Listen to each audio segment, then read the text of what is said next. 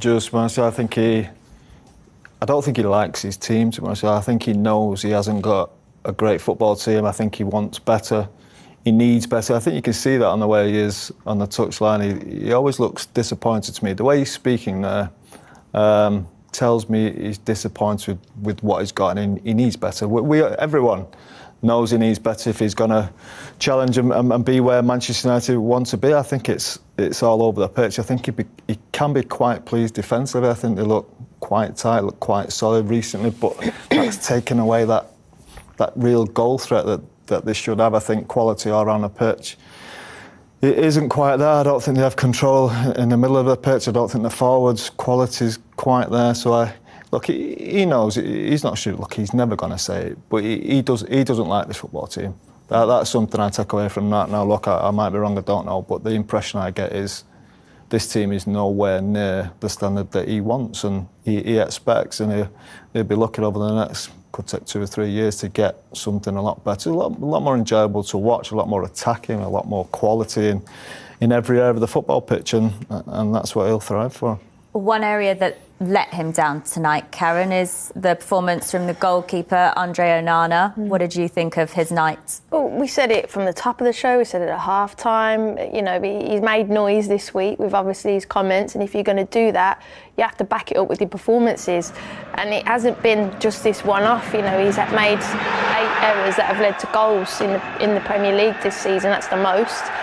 And obviously this, for me, the bounce catches him out, he doesn't concentrate on it, and you know, this is probably the worst angle for me. And when you're away in Europe, when you've got the fans in the stadium all against you, you need your goalkeeper to keep you in the game, dig you out from mistakes. This one I'm still kind of caught up in two minds whether, you know, it was just a reaction shot and it's quite close and he couldn't do much to it. I probably will edge on that.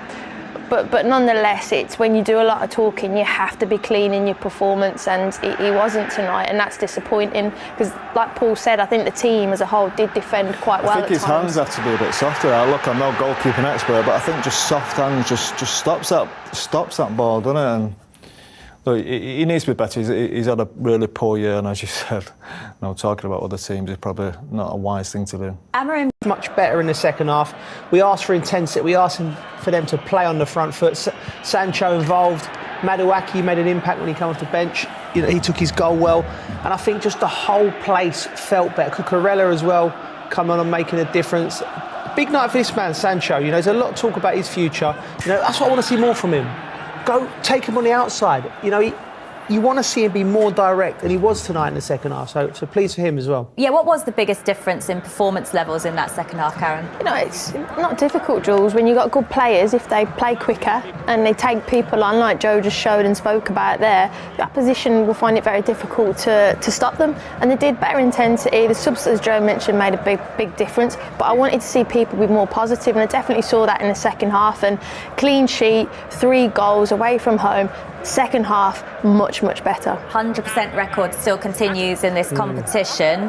Coming into this game, it had been 8 wins in 8 games. This now makes it 9 as they head into the second leg. Is this tie already over, going back to Stamford Bridge? I believe so, Jules. I think you can constantly say, like, again, and you don't want to dampen it. You know, this is par for the course so far with Chelsea. You know, this competition, they're way above playing in the Conference League with the squad and the players and the money they've spent, but they're doing the job, so you've got to credit them like that. Then they need to now, attention turns to Sunday, Ipswich at home, you know, battle for the Champions League. They need that second half performance. You know, you can't be staggering in the Premier League. You can't be, you know, little 15 minutes to get going. Even Ipswich, respect to teams down the bottom, and they'll still punish you. They've still got very good footballers. So they need to be at it, and they just need to find that consistency. But I expect them to be in Poland in the final and to win this competition. And you hope to be there? I do. We know a lovely restaurant, don't we? Nostrovia, as they say in Poland. If you want more reaction and analysis from this game, Matt. Yeah, I think they've been very confident if they'd have won the game. Of course, it gives them a much better chance of going through. But if you look before the game, I think a draw would have been an acceptable result. Now, look, conceding the last minute is not ideal, and it does disappoint you. Of course it does when you're so close to winning the game. But look, Manchester United should go through this game and go in there. It's not a disaster. 2-2 is a really good result. Going away in Europe, anywhere in Europe, it's difficult. It's not an easy, and that wasn't an easy place to go tonight. And Lyon played well at times. Manchester United weren't quite at the best. They're going to have to be better next week. There's no doubt about that. But you'd have to make them favourites to go through. OK, let's focus on the positives for Manchester United. And that man we just heard from there, Lenny Yoro, was one of them, Karen, scoring his first Manchester United goal since joining the club. An unlikely goal scorer as well. What does he do well here? He reacts. I mean, I think Ugarte keeps it alive. The second phase, really important from set pieces there. Goalkeeper maybe should have caught it, but Yoro brilliant because he has to turn his body. There's pace coming on it from Ugarte. You see it from this angle.